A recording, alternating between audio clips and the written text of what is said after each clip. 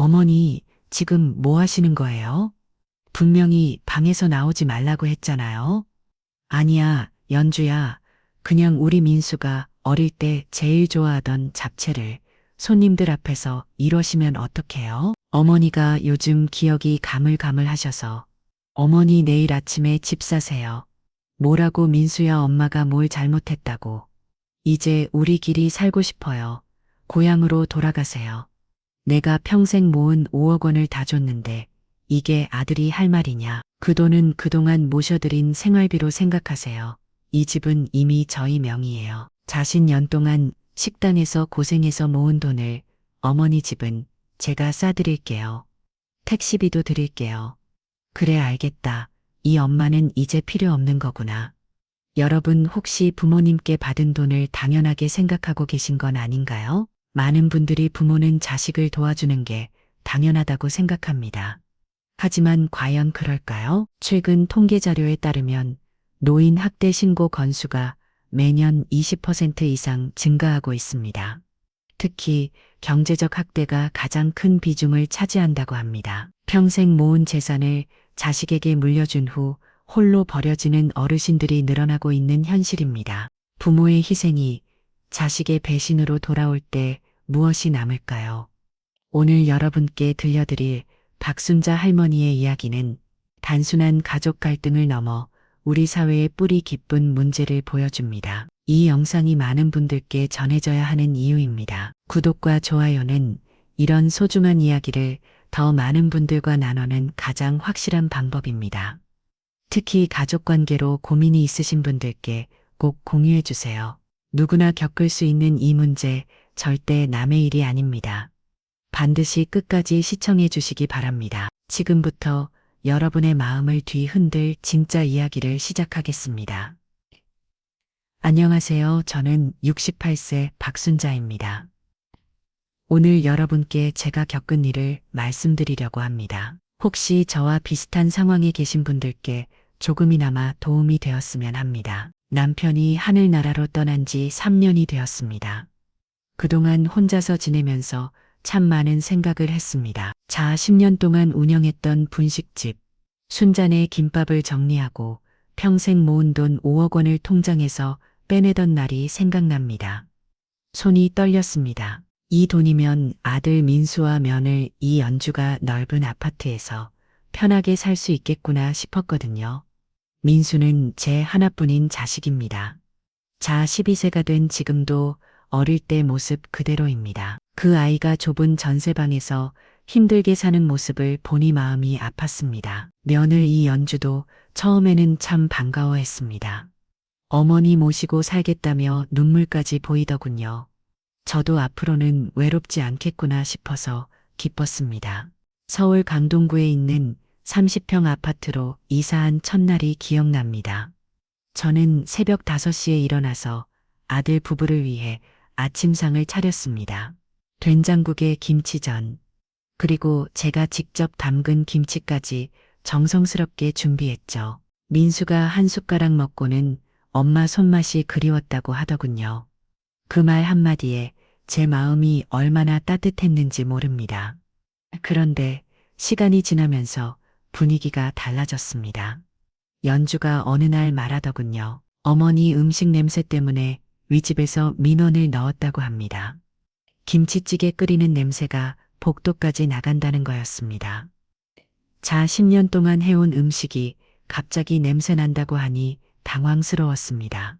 그 후로는 제가 음식을 하지 못하게 되었습니다.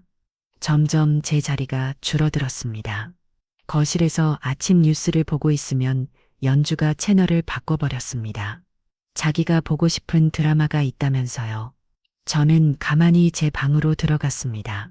아들 집에서 눈치를 보며 사는 제 모습이 초라했습니다. 그러던 어느 날 연주가 급하게 저를 불렀습니다. 내일 저녁에 민수 회사 부장님이 우리 집에 온다는 거였습니다. 생진 심사를 앞두고 있어서 정말 중요한 자리라고 하더군요.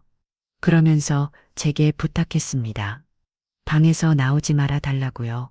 시골에서 온 할머니가 타 보이면 남편한테 좋지 않다는 거였습니다. 마음이 아파지만 아들을 위해서라면 참을 수 있었습니다. 그런데 손님이 오신 그날 저녁, 갑자기 민수가 어릴 때가 생각났습니다.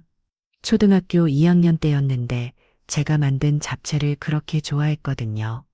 한 그릇을 다 먹고도 더 달라고 할 정도였습니다. 그때 민수가 친구들한테 자랑하던 모습이 떠올랐습니다. 저는 몰래 부엌으로 나갔습니다. 냉장고에 있던 당면과 야채로 잡채를 만들기 시작했습니다. 냉던 당면을 삶고 양파와 당근을 볶으면서 옛날 생각에 마음이 따뜻해졌습니다. 아들이 좋아하던 그 맛 그대로 만들고 싶었거든요. 간장조림도 예전처럼 달콤하게 했습니다. 잡채를 예쁜 접시에 담고 거실로 나갔습니다. 손님들이 담소를 나누고 계셨는데 저는 조심스럽게 말했습니다. 이게 저희 민수가 어릴 때부터 제일 좋아하는 음식이라고요. 정성스럽게 만들었으니 맛있게 드시라고 했습니다. 그 순간 연주의 얼굴이 하얗게 변했습니다. 큰 소리로 제 이름을 불렀습니다. 손님들이 다 쳐다보는 앞에서 소리를 질렀습니다. 그리고는 손님들께 죄송하다며 요즘 제가 기억력이 좋지 않다고 했습니다. 치매에 기가 있는 것 같다는 말까지 덧붙이다고요. 그 자리에서 제가 얼마나 부끄러웠는지 모릅니다. 손님들의 시선이 저를 이상하게 쳐다보는 것 같았습니다. 저는 황급히 제 방으로 들어가서 문을 닫았습니다. 가슴이 뛰고 숨이 막혔습니다. 제가 뭘 잘못했나 계속 생각했습니다. 손님들이 돌아간 후 집안이 조용해졌습니다. 저는 조인이 된 기분으로 방에서 나오지 못했습니다. 그때 민수가 제 방으로 들어왔습니다. 저는 아들이 잡채가 맛있었다고 말해줄 거라고 기대했습니다. 어릴 때처럼 고마워할 거라고 생각했거든요. 하지만 민수의 말은 달랐습니다. 어머니께 솔직하게 말씀드리고 싶다고 하더군요. 이제는 젊은 부부끼리만 살고 싶다는 거였습니다. 제가 고향으로 돌아가는 게 서로에게 좋겠다고 했습니다. 그 말을 듣는 순간 가슴이 무너져 내렸습니다. 다음 날 아침 민수가 제 짐을 싸주겠다고 했습니다. 낡은 여행 가방에 제 옷까지 몇 벌을 넣어주거든요. 40년 동안 모은 5억 원을 다 준 어미에게 돌아온 것은 가방 하나뿐이었습니다. 아들이 준 차비 20만 원을 손에 쥐고 남해로 향하는 기차에 몸을 맡겼습니다. 기차 안에서 계속 눈물이 났습니다. 제가 뭘 그렇게 잘못했을까요? 아들을 사랑하는 마음의 한 일인데 그게 그렇게 큰 잘못이었을까요? 창밖 풍경을 보면서 앞으로 어떻게 살아야 할지 막막했습니다. 남해섬에 있는 시댁집은 10년 넘게 비어 있었습니다. 지어머니가 돌아가신 후 아무도 살지 않아서 집이 완전히 망가져 있었습니다. 대문을 열고 들어가니 지붕에서 물이 뚝뚝 떨어지고 있었습니다. 남전 갓전 가정 넘던 이굿덤 눈 앤영가 지온이반 눈 앤영가 독이든 이둔든든든 지온이바 대문든든 지온이바 대문든든 겨요이하느냐든 겨요이하느냐든 겨요이하느냐든 겨요이하느냐든 대문든든 지온이바 제문든든 겨요이하느냐든 시인이 이하느냐든 전기도 끊어져 있어서 촛불을 켜야 했습니다. 첫날 밤이 가장 힘들었습니다. 11월 말이라 바닷바람이 차가웠는데 보일러가 고장나서 온수가 나오지 않았습니다. 이불도 곰팡이 냄새가 나서 제대로 덮을 수가 없었습니다.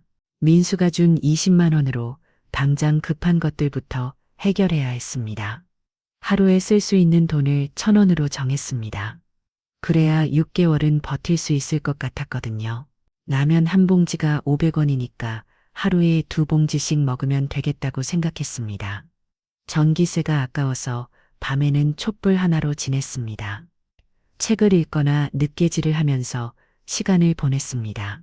처음에 사시는 분들이 몇 분 계셨는데 다들 저보다 연세가 많으셔서 도움을 청하기가 어려웠습니다. 가끔 옆집 할머니가 김치를 조금씩 나눠주시기도 했지만 늘 받을 수는 없는 일이었습니다. 저도 자주 심이 있었거든요. 날씨가 점점 추워졌습니다.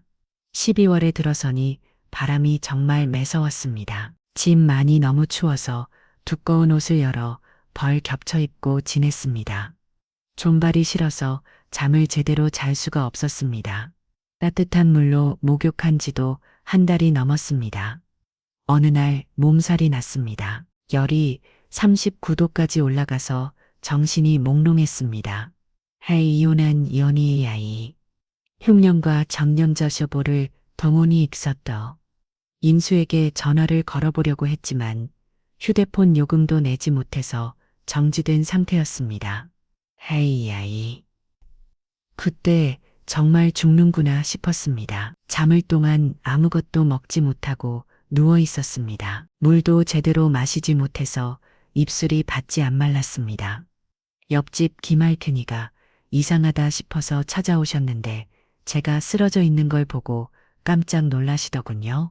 곧바로 119에 신고해 주셨습니다. 응급실에 실려갔을 때 의사 선생님이 말씀하시길 영양실조와 탈수가 심하다고 하더군요. 한 달 만에 몸무게가 15kg이나 빠졌다고 했습니다. 거울을 보니 제가 아닌 것 같았습니다. 삶이 쏙 들어가고 눈만 커 보였습니다. 병원비가 120만 원 나왔습니다. 제게는 정말 큰 돈이었습니다. 아들에게 연락해볼까 생각했지만 자존심이 허락하지 않았습니다. 평생 끼고 다니던 금반지를 빼서 전당포에 맡겼습니다. 시어머니가 물려주신 소중한 반지였는데 80만 원밖에 안 나왔습니다. 퇴원 후에도 몸이 회복되지 않았습니다. 조금만 움직여도 숨이 찼습니다. 계단 몇 개만 올라가도 가슴이 두근거렸습니다. 이대로 혼자 죽어가는 건 아닌가 싶어서 무서웠습니다. 밤에 혼자 누워 있으면 온갖 생각이 다 들었습니다. 아들한테 다시 연락해볼까 생각도 했습니다. 하지만 저를 내쫓은 아들이 제 전화를 받을까 싶었습니다. 받는다고 해도 뭐라고 말해야 할지도 모르겠었습니다. 도움을 청하기에는 너무 자존심이 상했습니다. 그렇게 겨울을 버텨내고 있는데 어느 날 정말 뜻밖의 일이 일어났습니다. 양복을 입은 젊은 남자가 저를 찾아온 거였습니다. 이런 웬단성까지 누가 저를 찾아올 리가 없는데 정말 신기했습니다. 그 분이 하신 말씀이 제 인생을 완전히 바꿔놓았습니다. 2월 어느 추운 오후였습니다. 이런 녀석 까마에, 이런 녀석 까마에, 보이는 녀석 까마에. 저는 집에서 라면을 끓여 먹고 있었는데 갑자기 대문을 두드리는 소리가 들렸습니다. 이런 웬단 곳에 누가 올까 싶어서 문을 열어보니 깔끔한 양복을 입은 30대 남자분이 서 계셨습니다. 그분이 명함을 내밀며 자기소개를 했습니다. 한국 신탁금융 김성민텔이라고 하더군요. 저는 처음 들어보는 회사 이름이라 당황했습니다. 진탁이 뭔지도 몰랐거든요. 혹시 사기꾼이 아닌가 싶어서 조심스러웠습니다. 김대리가 서류 봉투를 꺼내며 말했습니다. 고인이 되신 남편 박만식 씨와 관련된 일이라고 하더군요. 저희 남편은 25년 전에 신탁계약을 맺으셨다는 거였습니다. 저는 남편이 그런 일을 했다는 걸 전혀 몰랐습니다. 남편은 평생 작은 운송회사를 운영했습니다. 트럭 2대로 시작해서 나중에는 5대까지 늘렸지만 그렇게 큰 사업은 아니었습니다. 그런 남편이 무슨 신탁계약을 맺었다는 건지 이해가 안 됐습니다. 김 대리가 설명해 주길 남편이 젊은 시절 부동산 투자를 했다고 하더군요. 1980년대에 서울 외곽 땅을 몇 군데 샀는데 그게 나중에 개발되면서 큰 돈이 되었다는 거였습니다. 그 돈을 장기 펀드에 투자해서 25년 동안 불려놓았다고 했습니다. 제가 물어봤습니다. 도대체 얼마나 되는 돈이냐고요?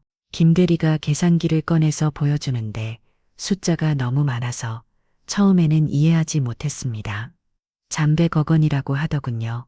저는 그 자리에서 기절할 뻔했습니다. 남편이 그런 큰 돈을 가지고 있었다는 게 믿어지지 않았습니다. 저희는 평생 검소하게 살았거든요.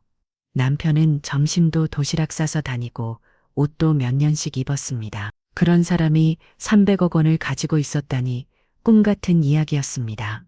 김대리가 남편이 남긴 편지를 건네주었습니다.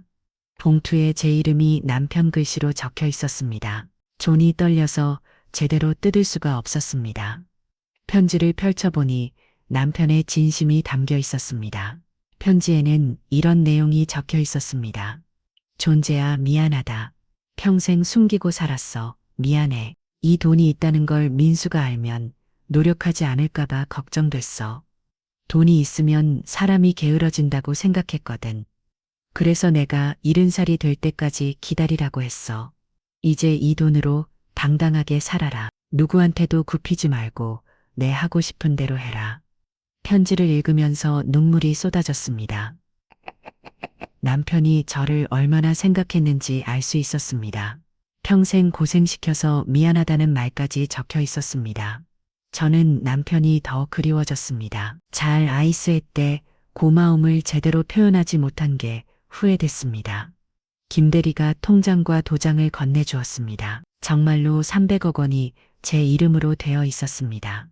평생 본 적 없는 큰 돈이었습니다. 꿈인지 생시인지 구분이 안 됐습니다. 뺨을 꼬집어 봤는데 아팠습니다. 현실이었습니다. 그날 밤 잠을 한숨도 자지 못했습니다. 계속 생각했습니다. 이 돈으로 무엇을 해야 할까? 아들에게 다시 돌아가서 용서를 구해야 할까?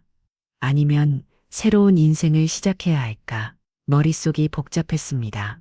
하지만 한 가지는 확실했습니다. 저를 내쫓은 아들과 며느리 얘기에 이 사실을 알려주고 싶지 않았습니다. 제가 돈이 생겼다고 해서 갑자기 태도를 바꿀 그런 사람들이라는 걸 알고 있었거든요. 먼저 제가 어떤 사람인지 보여주고 싶었습니다. 남편 편지를 다시 읽어봤습니다. 당당하게 살라고 했습니다. 누구한테도 굽히지 말라고 했습니다. 그 말이 맞다고 생각했습니다. 이제는 눈치 보지 않고 제가 하고 싶은 대로 살아보기로 했습니다. 잠백억 원이라는 돈을 갖게 된 후 제 인생이 어떻게 변했는지 말씀드리겠습니다. 며칠 동안 생각한 끝에 결정했습니다. 저울로 올라가서 제대로 된 복수를 하기로 말입니다. 저를 치매 걸린 할머니라고 모욕한 면을 연주에게 똑똑히 보여주고 싶었습니다. 제가 어떤 사람인지 말입니다. 가장 먼저 한 일은 외모를 바꾸는 것이었습니다. 앞 부정동에 있는 고급 미용실을 예약했습니다. 원장님이 직접 상담해 주시더군요. 머리 스타일을 완전히 바꾸고 피부 관리도 받았습니다. 3시간 동안 정성스럽게 해주시니까 10년은 젊어 보였습니다. 옷도 새로 장만했습니다. 백화점 VIP 매장에서 한복과 양복을 열어 벌 샀습니다. 진주 목걸이와 귀걸이도 샀습니다. 거울을 보니 완전히 다른 사람 같았습니다. 품격 있는 할머니가 되어 있었습니다. 앞 구정동에 오피스텔을 하나 전세로 얻었습니다. 잠시 평정도 되는 깔끔한 곳이었습니다. 가구도 새로 들여놓고 꽃도 길러놨습니다. 남의 섬의 추운 집과는 비교도 안 될 정도로 좋았습니다. 며느 이연주의 일상을 알아보기 위해 사립탐정을 고용했습니다. 연주가 매주 화요일마다 강남 백화점 문화센터에서 요리교실을 듣는다는 걸 알아냈습니다. 다른 사모님들과 어울리면서 허세를 부리고 있다는 것도 확인했습니다. 저는 그 요리교실의 특별 강사로 나가기로 했습니다. 문화센터 담당자에게 연락해서 전통 한식 전문가로 소개했습니다. 제가 40년 동안 식당을 운영한 경력이 있으니까 자격은 충분했습니다. 조업 당일 아침 정말 떨렸습니다. 연주가 저를 알아볼까봐 걱정되기도 했습니다. 하지만 완전히 다른 모습으로 변한 저를 쉽게 알아보지는 못할 거라고 생각했습니다. 문화센터에 도착해서 강의실에 들어갔습니다. 15명 정도의 사모님들이 앉아 계셨는데 그 중에 연주가 보였습니다. 예전보다 화장을 진하게 하고 비싼 옷을 입고 있었습니다. 제 돈으로 그런 생활을 하고 있는 거겠죠. 저는 침착하게 자기소개를 했습니다. 전통 음식 연구가 박순자라고 했습니다. 오늘은 정성스러운 잡채 만들기를 가르쳐 드리겠다고 했습니다. 잡채라는 단어를 들었을 때 연주의 표정이 미묘하게 편하는 게 보였습니다. 조업을 진행하면서 계속 말했습니다. 잡채의 가장 중요한 재료는 정성이라고요. 가족을 사랑하는 마음으로 만들어야 맛있다고 했습니다. 옛날 어머니들은 자식이 좋아하는 음식을 해주는 게 가장 큰 기쁨이었다고 했습니다.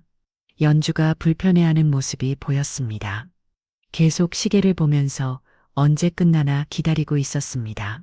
다른 사모님들은 열심히 들으면서 질문도 많이 했는데 연주만 단청을 피우고 있었습니다. 조업이 끝나고 연주가 저에게 다가왔습니다. 어디서 본 것 같다면서 혹시 어디 사신이라고 물어보더군요. 저는 모르는 척하면서 남해에서 올라왔다고 했습니다. 그러면서 한마디 덧붙였습니다. 면을 입으니 한식을 촌스럽다고 싫어하신다면서요. 전통은 촌스러운 게 아니라 소중한 겁니다. 그 말을 듣고 연주의 얼굴이 하얗게 변했습니다. 뭔가 찜찜하다는 표정으로 황급히 나가더군요. 그날 저녁 집에 돌아와서 기분이 좋았습니다. 첫 번째 복수가 성공한 것 같았습니다. 연주가 앞으로 잡채를 볼 때마다 그날을 떠올릴 거라고 생각하니 속이 시원했습니다. 하지만 이건 시작에 불과했습니다. 앞으로 더 큰 일들이 기다리고 있었습니다. 사립탐정 보고서를 받고 정말 화가 났습니다. 연주가 주변 사람들에게 저에 대해 거짓말을 하고 있었거든요. 시어머니가 치매 걸려서 요양원에 들어가셨다고 말하고 다니더군요. 혼자 시어머니를 모시느라 얼마나 고생했는지 눈물까지 보이면서 동정을 받고 있었습니다. 그뿐만이 아니었습니다. 연주는 가짜 명품으로 사모님 행세를 하고 있었습니다. LMS 가방이라고 자랑하던 것도 짝퉁이었고 샤넬 귀걸이도 가짜였습니다. 그런 식으로 허세를 부리면서 카드빚만 8천만 원이 나셨다고군요. 헨요. 저는 결심했습니다. 연주가 자주 가는 백화점 VIP 라운지에서 정면 승부를 하기로 말입니다. 그곳에서 연주의 거짓말을 모든 사람 앞에서 폭로하고 싶었습니다. 목요일 오후 2시 연주관을 가는 시간에 맞춰서 VIP 라운지에 갔습니다. 저는 정말 비싼 한복을 입고 진주 세트를 착용했습니다.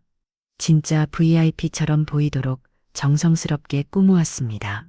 라운지에 들어가니 연주가 다른 사모님들과 차를 마시며 이야기하고 있었습니다. 저는 조용히 그들 테이블 근처로 다가갔습니다. 연주가 제 모습을 보고 깜짝 놀라는 게 보였습니다. 연주야, 제가 부르자 연주의 얼굴이 하얗게 변했습니다. 어떻게 여기를 아시냐면 당황했습니다.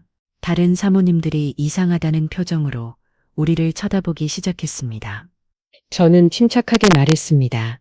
내가 치매 걸려서 요양원에 있다고 했지. 그 말을 듣고 사모님들이 수근거리기 시작했습니다. 연주는 급하게 변명하려고 했지만 저는 계속 말했습니다. 그리고 이 에르메스 가방 가짜지. 저는 미리 준비한 명품 감정서를 꺼내 보였습니다. 정말로 가짜라고 확인된 서류였습니다. 연주의 얼굴이 빨갛게 달아올랐습니다. 사모님들이 욱성거리기 시작했습니다. 누군가 작은 소리로 가짜 명품이라고 말하는 게 들렸습니다. 연주는 그 자리에서 도망치고 싶었지만 저는 마지막 한 방을 더 날렸습니다. 가득빚 8천만 원 있는 거 우리 민수가 알까? 그 말을 듣고 연주는 그 자리에서 물을 피 꺾였습니다. 제발 다른 사람들이 보고 있으니까 조용히 하자고 애원했습니다. 하지만 저는 단호했습니다. 거짓말의 대가를 치러야 한다고 말했습니다. 평생 고생해서 모은 돈을 받아놓고 저를 어떻게 되었는지 기억나지 않냐고 했습니다. 그때 한 사모님이 연주에게 물어봤습니다. 정말 시어머니를 요양원에 보내신 거냐고요. 그리고 가짜 명품을 진짜라고 속이신 거냐고 했습니다. 연주는 아무 말도 하지 못하고 고개만 숙이고 있었습니다. 저는 사모님들에게 정중하게 인사를 드렸습니다. 그리고 연주에게 마지막으로 말했습니다. 앞으로는 거짓말하지 말고 정직하게 살라고요. 그렇게 말하고 당당하게 라운지를 나왔습니다. 그날 이후 연주는 그 모임에 나오지 못했습니다. 사모님들 사이에서 소문이 퍼졌거든요. 가짜 명품으로 허세 부리고 시어머니에 대해 거짓말했다는 이야기가 돌았습니다. 며칠 후 연주가 저에게 전화를 걸어왔습니다. 울면서 용서해 달라고 했습니다. 앞으로는 잘하겠다고 피렸습니다. 하지만 저는 차갑게 대답했습니다. 이미 늦었다고요. 저를 치매 할머니라고 모욕했을 때 연주는 용서를 구하지 않았습니다. 저를 내쫓을 때도 미안하다는 말 한마디 없었습니다. 그런 사람이 자기 체면이 구겨지니까 갑자기 용서를 구한다고 해서 받아줄 수 없었습니다. 다음 시간에는 아들 민수의 직장에서 벌어진 일을 말씀드리겠습니다. 정말 상상도 못한 일들이 일어났거든요. 며칠이 연주를 혼내준 후 아들 민수 차례였습니다. 사립 탐정을 통해 민수가 회사에서 어떻게 지내는지 조사했습니다. 정말 기가 막힌 사실을 알게 되었습니다. 민수는 회사 사람들에게 부모님이 일찍 돌아가셨다고 거짓말을 하고 있었습니다. 고아 출신이라고 말하면서 동정표를 받고 있었던 거죠. 심지어 그런 사연 때문에 회사에서 지원금까지 받고 있었습니다. 회사 복지 담당자와 통화해 봤습니다. 민수가 매년 명절마다 부모님 제사 지내러 고향에 간다고 휴가를 내고 있다고 하더군요. 에이, 살아있는 어머니가 있는데 제사를 지낸다고 거짓말을 한 거였습니다. 저는 그 회사에 투자하기로 결심했습니다. 잔배 걱정에서 50억 원을 투자해서 주요 주주가 되는 거였습니다. 그러면 이모니에 참석할 수 있거든요. 민수 앞에서 정체를 밝히고 그의 거짓말을 폭로하고 싶었습니다. 회사 대표와 미팅을 가졌습니다. 50억 원이라는 큰 투자금의 대표가 정말 반가워했습니다. 신규 투자자 환영, 행사도 열어주겠다고 하더군요. 저는 그 자리에 모든 직원들이 참석하게 해달라고 요청했습니다. 행사 당일 정말 떨렸습니다. 우아한 한복을 입고 진주 목걸이를 했습니다. 거울을 보니 품격 있는 투자자가 다 보였습니다. 민수가 저를 알아볼 수 있을까 걱정되면서도 기대됐습니다. 회의실에 들어갔을 때 민수가 다른 직원들과 함께 앉아 있었습니다. 저를 보는 순간 눈이 동그해지더군요. 하지만 확신하지는 못하는 것 같았습니다. 완전히 다른 모습이었으니까요. 회사 대표가 저를 소개했습니다. 박순자 여사님이 저희 회사에 50억 원을 투자해 주신다고 했습니다. 박순자라는 이름을 들었을 때 민수의 얼굴이 하얗게 변했습니다. 저는 일부러 민수를 바라보며 말했습니다. 김민수 과장님이시죠? 처음 뵙겠습니다. 부모님이 일찍 돌아가셨다고 들었는데 그럼 재산은 누가 지내시나요? 민수는 식은 땀을 흘리며 대답하지 못했습니다. 계속해서 질문했습니다. 교자로 유명하시다고 들었는데 부모님 산소는 어디에 있나요? 매년 성묘는 가시나요? 민수가 버벅거리면서 제대로 된 답변을 하지 못했습니다. 다른 직원들이 이상하다는 표정으로 민수를 쳐다보기 시작했습니다. 그때 저는 결정타를 날렸습니다. 혹시 어머니가 살아계시는 건 아닌가요? 그 말을 듣고 민수는 완전히 당황했습니다. 민수가 떨리는 목소리로 말했습니다. 실은 어머니가 살아계십니다. 그 순간 회의실이 술렁거렸습니다. 사람들이 서로 쳐다보며 수군거리기 시작했습니다. 에이, 그럼 지금까지 거짓말을 하신 거네요? 에. 저는 조용히 물었습니다. 민수는 고개를 푹 숙이고 죄송하다고 말했습니다. 저는 더 이상 말하지 않고 자리에서 일어났습니다. 회사를 나오면서 속이 시원했습니다. 민수가 앞으로 회사에서 어떤 시선을 받을지 뻔했습니다. 거짓말쟁이라는 낙인이 찍힐 거였습니다. 하지만 이것도 시작에 불과했습니다. 진짜 승부는 법정에서 벌어질 예정이었습니다. 나들 부부를 법정으로 끌고 갔는지 말씀드리겠습니다. 며느리와 아들을 차례로 혼내주었지만 근본적인 해결책이 필요했습니다. 법적으로 제 권리를 되찾고 정의를 실현하고 싶었습니다. 그래서 최고의 변호사를 선임해서 소송을 준비했습니다. 고발 내용은 사기죄와 노인학대죄였습니다. 제가 평생 모은 5억 원을 속여서 가져간 것과 저를 모욕하고 내쫓은 것을 법적으로 처벌받게 하고 싶었습니다. 변호사님도 승소 가능성이 높다고 말씀해 주셨습니다. 재판당일 법원에 갔을 때 정말 긴장됐습니다. 민수와 연주가 피고석에 앉아 있는 모습을 보니 복잡한 심정이었습니다. 한때는 사랑했던 가족들인데 법정에서 만나게 될 줄은 몰랐습니다. 민수 부부의 변호사가 주장했습니다. 박순자 씨가 기억력이 좋지 않아서 착각하고 있다는 거였습니다. 자발적으로 돈을 준 것인데 나중에 억지를 부리고 있다고 했습니다. 하지만 저는 완벽하게 준비했습니다. 정밀한 건강검진 결과를 제출했습니다. 치매나 건망 증과는 전혀 관련이 없는 정상적인 상태라고 나왔습니다. 의사 선생님도 증인으로 나와서 증언해 주셨습니다. 제 변호사님이 증거를 차례로 제시했습니다. 연주가 저를 치매 환자라고 모욕한 증인들의 증언서, 제가 집에서 쫓겨날 때 촬영된 CCTV 영상, 그리고 민수가 회사에서 거짓말한 증거까지 모든 것이 준비되어 있었습니다. 드디어 제가 증언에 설 차례가 되었습니다. 판사님 앞에서 제 이야기를 차근차근 말씀드렸습니다. 40년 동안 식당을 하면서 모욕은 5억 원을 아들에게 준 이유부터 시작해서 집에서 쫓겨날 때까지의 모든 과정을 설명했습니다. 저는 40년간 새벽 5시부터 밤 10시까지 일했습니다. 하루도 쉬지 않고 모은 돈 5억 원을 아들에게 줬습니다. 그 대가로 받은 건 우리 인생에서 나가라는 말이었습니다. 말하면서 목소리가 떨렸지만 끝까지 또 박도 말씀 드렸습니다. 평생 이 아들 하나만 믿고 살았는데 하루아침에 버림받았습니다. 남의 섬에서 하루 1,000원으로 버티면서도 아들이 잘못을 깨닫고 찾아오기를 기다렸습니다. 하지만 연락 한 통 없었습니다. 법정이 숙연해졌습니다. 방청객들 중에 눈물을 흘리는 분들도 계셨습니다. 판사님도 심각한 표정으로 제 이야기를 들어주셨습니다. 민수 부부가 반박 증언을 했습니다. 어머니를 모실 능력이 없어서 어쩔 수 없었다고 했습니다. 치매 증상이 있어서 요양원에 모시려고 했는데 어머니가 거부해서 고향으로 보내드린 거라고 거짓말했습니다. 하지만 제 변호사님이 모든 거짓말을 하나씩 반박했습니다. 연주가 명품 쇼핑에 쓴 카드 영수증, 해외여행 다녀온 사진들, 그리고 제가 아픈 동안에도 연락하지 않은 통화 기록까지 모든 증거가 있었습니다.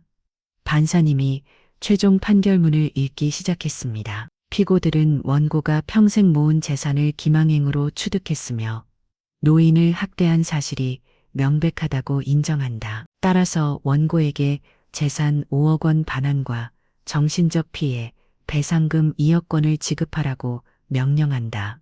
유명한 통 7억 원을 돌려받게 되었습니다. 법정에서 정의가 실현되는 순간이었습니다. 민수와 연주는 멍한 표정으로 앉아 있었습니다. 판결 후 민수가 저에게 다가와서 말했습니다. 어머니 정말 죄송합니다.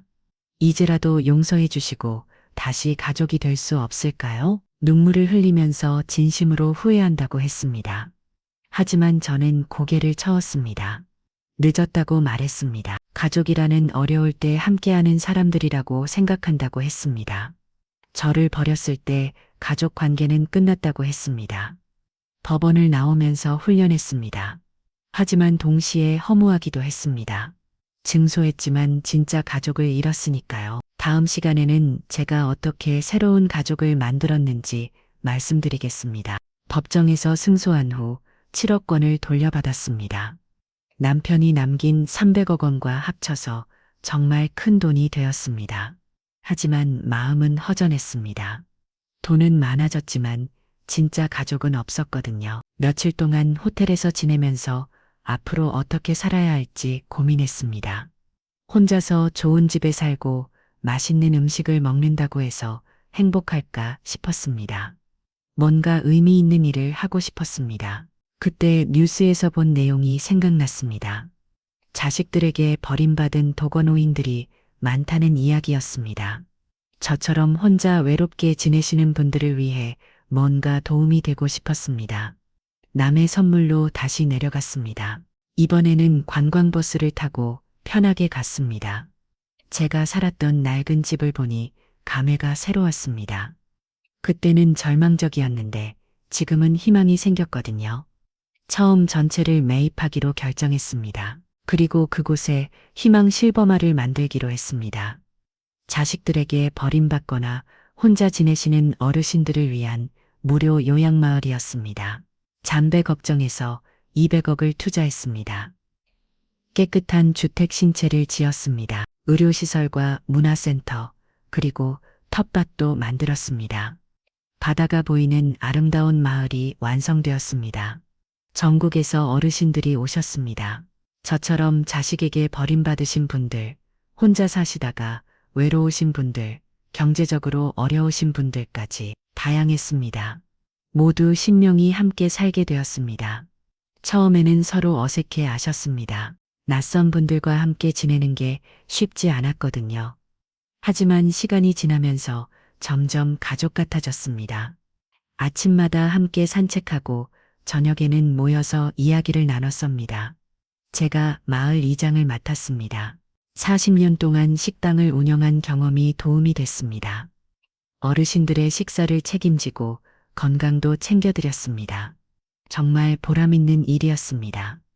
김할머니는 80세인데 아들 3명에게 모두 버림받으셨습니다. 처음에는 말도 없이 구석에만 앉아 계셨는데 지금은 마을에서 가장 밝으신 분이 되셨습니다. 바닥도 잘 두시고 노래도 잘 부르십니다. 박할아버지는 혼자 사시다가 쓰러져서 병원에 입원하셨는데 문병을 사람이 아무도 없어서 우리말로 오셨습니다. 지금은 텃밭을 가꾸면서 다른 어르신들께 채소를 나눠드리고 계십니다. 매일매일이 즐거웠습니다. 진짜 가족이 무엇인지 알게 되었습니다.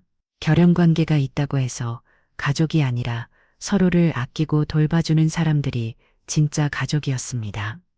6개월 후 민수가 찾아왔습니다. 마을 입구에서 저를 기다리고 있더군요. 많이 야해 보였습니다. 정말 후회하고 있다면서 다시 효도할 기회를 달라고 했습니다. 하지만 저는 고개를 저었습니다. 이미 늦었다고 말했습니다. 이제 여기 할머니, 할아버지들이 제 진짜 가족이라고 했습니다. 결연보다 마음이 중요하다는 걸 깨달았다고 했습니다. 민수는 한참 동안 서 있다가 돌아갔습니다. 뒷모습이 쓸쓸해 보였지만 후회하지 않았습니다. 제 선택이 옳다고 생각했거든요. 2년이 지났습니다. 저는 마을에서 정말 행복하게 지내고 있습니다. 어르신들과 함께 웃고 이야기하면서 하루하루가 즐겁습니다. 아침에 일어나면 오늘은 또 무슨 재미있는 일이 있을까 기대됩니다. 얼마 전 제가 몸이 안 좋아서 병원에 입원했을 때 마을 어르신들이 모두 문병을 와주셨습니다. 그때 정말 감동했습니다. 이런 게 진짜 가족이구나 싶었습니다. 일원장도 이미 써두었습니다. 남은 재산 100원은 모두 희망 실버마을 운영비로 기부하기로 했습니다. 앞으로도 계속 어르신들이 편안하게 지내실 수 있도록 말입니다. 저의 이야기를 들어주셔서 감사합니다. 혹시 저와 비슷한 상황에 계신 분들이 계시다면 포기하지 마시기 바랍니다. 진짜 가족은 결연이 아니라 마음이라는 걸 기억해 주세요. 서로 사랑하고 돌봐주는 사람들과 함께하면 언제든지 행복할 수 있습니다. 오늘 박순자 할머니의 이야기를 통해는 소중한 교훈을 얻었습니다. 진정한 가족은 혈연으로 맺어지는 것이 아니라 서로를 아끼고 돌보는 마음으로 만들어진다는 것을 말입니다. 할머니는 마지막에 이렇게 말씀하셨습니다. 한년 전 배우닌 고터는 전이더 3년 번인 고터던 터니더는 배우닌 고터던 터니더 가족이라는 어려울 때 함께하는 사람들이라고요. 돈이 있을 때만 찾아오는 것은 가족이 아니라 이해관계일 뿐입니다. 우리 사회에는 박순자 할머니처럼 자식에게 버림받고 홀로 지내시는 어르신들이 많습니다. 그분들에게 필요한 것은 돈이 아니라 따뜻한 관심과 진심 어린 사랑입니다. 옛말에 이런 말이 있습니다. 부모 은혜는 하늘 같고 바다 같다고 하지만 정작 중요한 것은 그 은혜를 기억하고 실천하는 마음입니다. 할머니가 만든 희망 실버마을처럼 우리 모두가 서로를 돌보는 따뜻한 공동체를 만들어 갈 수 있기를 바랍니다. 혈연이 전부가 아닙니다. 진심이 통하는 곳에 진짜 가족이 있습니다. 오늘 이 이야기가 여러분의 가족 관계를 다시 한번 돌아보는 계기가 되었으면 합니다.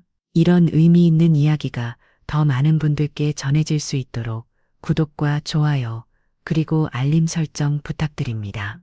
특히 주변의 가족 관계로 어려움을 겪고 계신 분들이 있다면 꼭 공유해 주세요.